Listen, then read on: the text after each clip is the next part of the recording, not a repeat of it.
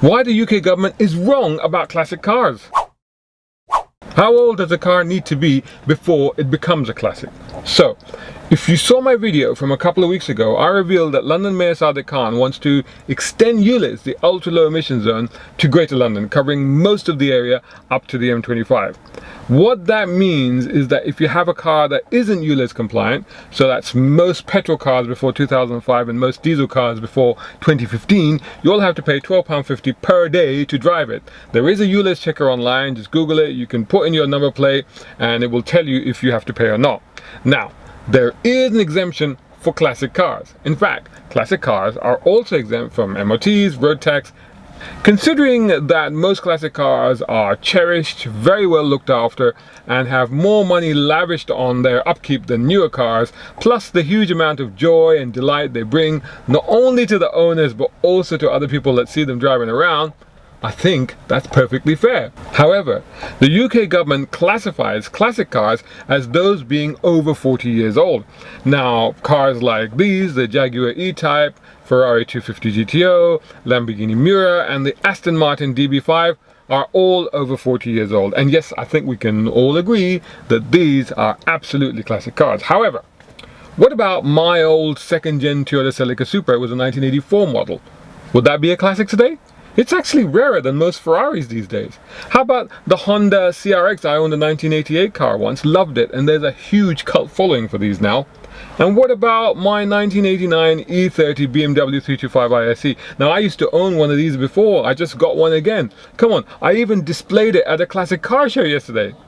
And if not this, then what about the original E30 M3? Classic or not? Of course it's a classic. How about the Nissan GTR, the older ones, the R34 from 1999, the R33 from 1995, or the R32 from 1989. Then there's a 1989 Lancia Delta Integrale, the 86 to 92 Ford Sierra Cosworth. How about the 1983 Mercedes 190 2.3 16 valve Cosworth?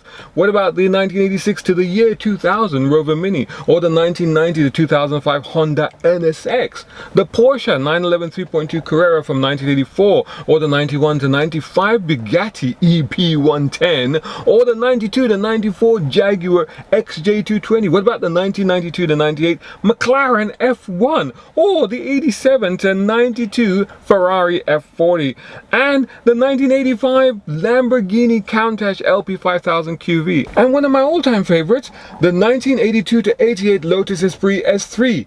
Classic? Yes? No? Well, you know what? None of these are classics according to the UK government. I mean, what the hell? And they doubled down on this recently. In 2021, there was a petition to reduce the tax exemption for classic cars to 30 years. It failed. It only got 14,799 signatures. Guys, what's up with that? The classic car industry employs over 100,000 people. Why didn't they all vote? There's over 500,000 classics in the UK. Even if, say, multiple cars are owned by single collectors, let's say the ownership number is half, 250,000. Let's reduce it to 200,000. So 200,000 plus 100,000, and then all of the petrolhead classic car fans out there. Come on, this petition should have been nearly 500,000 signatures easily. Its failure means that it emboldened the government or HM Treasury to say there are no current plans to reduce the tax exemption age for classic cars from 40 to 30 years. The government has set 40 years as being a fair cut-off date to distinguish classic cars from old cars. Really? I mean, have they seen all the iconic and legendary cars I've just shown as clearly being classics but which are under 40 years old? They went on to say, the government considers that classic vehicles are an important part of the country's historical and cultural heritage. As with all taxes, VED is kept under review. Kept under review. Well, there's that ray of hope that we're looking for. So, should we start another petition? Would you support it? Well, we'd be in the right to object because globally classic cars are recognized as being 30 years or older. FIVA, which is the Federation Internationale des Véhicules Anciens, I probably completely mispronounced that, sorry about that. Fortunately, we can also call it the International Federation of Historic Vehicles, or let's just call it FIVA. Anyway, that is a worldwide non-profit organization dedicated to the protection, preservation and promotion of historic vehicles. Established in 1966, it is active in more than 80 countries and represents millions of historic vehicle enthusiasts around the globe. And since 2017, FIVA has been a partner of UNESCO, complete with consultative status representing world motoring heritage and related culture. You know UNESCO, right? You must have heard of UNESCO World Heritage Sites, right? They are the United Nations Educational, Scientific and Cultural Organization. It is a specialized agency of the United Nations aimed at promoting world peace and security through international cooperation in education, arts, sciences and culture. You know, I love that. I've always said that cars and car culture is the great equalizer and can bring people from all different countries, communities and cultures together just for the love of cars. I've seen that in action for real. But more about diversity in cars in a minute. I'll come back to that.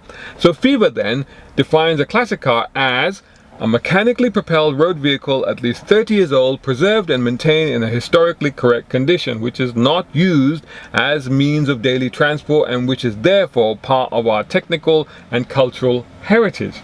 I think that's pretty definitive right there. It is absolutely qualified evidence that the UK government is wrong in its assessment. They're basically going against the UN. And you know, FIVA actually goes further because the statement continues, a young timer is a similar vehicle between 20 and 29 years old. Whoa! That's an acknowledgement that even younger cars can have cherished, collectible and classic status. That's an endorsement of some terrific 90s cars like the last gen Toyota Supra, the Mazda MX-5, the Honda Integra Type R, Mitsubishi Lancer Evolution, the Subaru Impreza WRX and loads more. Now, you know what's really interesting about the cars that I've just mentioned? They appeal to a younger demographic compared to the traditional classic car fans. In fact, FIVA supported the first global symposium on the challenges of attracting young people to the historic vehicle community recently in Marrakesh in Morocco.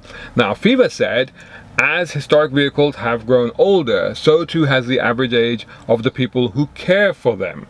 Yet, passing on the passion to the next generation is a vital step if classic cars, motorcycles and utilitarian vehicles aren't to disappear from our roads forever. Which just confirms that historic vehicles need to be more accessible to young people with limited financial means, which is to say that younger cars need to be reclassified as classics to make them worthwhile investments, because that way you remove the associated motoring costs of, say, the MOT, the road tax, ULEZ charging, etc. Plus potentially insurance can also be cheaper. And you know, young people themselves are not entirely averse to the idea either. A new report just out from insurance specialist Footman James not only confirms that the classic car industry is worth £18.3 billion to the UK economy and does indeed employ over 113,000 people, but agrees that the industry needs to attract and entice a new demographic of classic car fan to secure its prosperous future or risk decline. The Indicator report, as it's called, said that there's work to be done with making the industry a more inclusive and diverse space and in turn to secure its growth and relevance. And it presents evidence that younger people are interested in buying classic cars, with a survey showing that nearly half, that's 49% of Generation Z, these are the people who just recently passed their driving test or will do so soon, basically those under 25 years old. Well, half of them said they would consider owning a classic car. You know, my son is 22 and honestly, I have to confess, he's not really much of a petrolhead as such, but he does appreciate the aesthetic appeal of older and classic cars, so the findings certainly ring true to my mind. Now, coming back to diversity and inclusion, the report confirms that the classic car industry breeds communities, i.e., what have I been saying? Cars and classic cars bring people together. The report urges community and club managers to look further than the traditional classic car fans and open clubs to more people to attract new audiences and a new breed of classic car fan and owners. So classic cars are good for the soul, they're good for communities, they're good for the economy and jobs, and they have minimal impact on the environment as there's fewer of them around and they aren't driven as much or as often. Now, that's further offset by the fact that most motorists in the UK are driving newer cars that are less than 9 years old, hence relatively low polluting, and many now are making the switch to electric cars already. So leave the older and classic cars alone then, surely the pressure is off.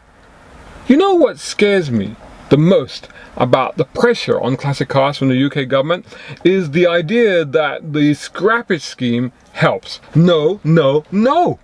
Let me remind you of just some of the cars that have been lost to recent scrappage schemes.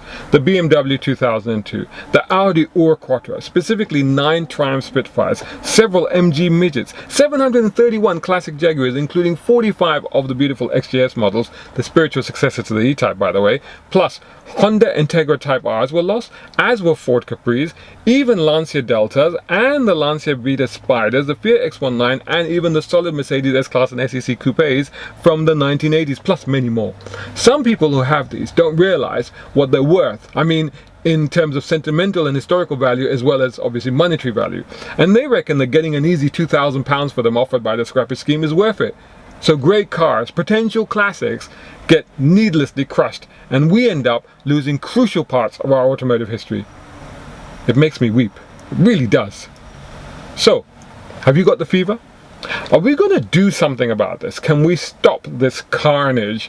What should we do?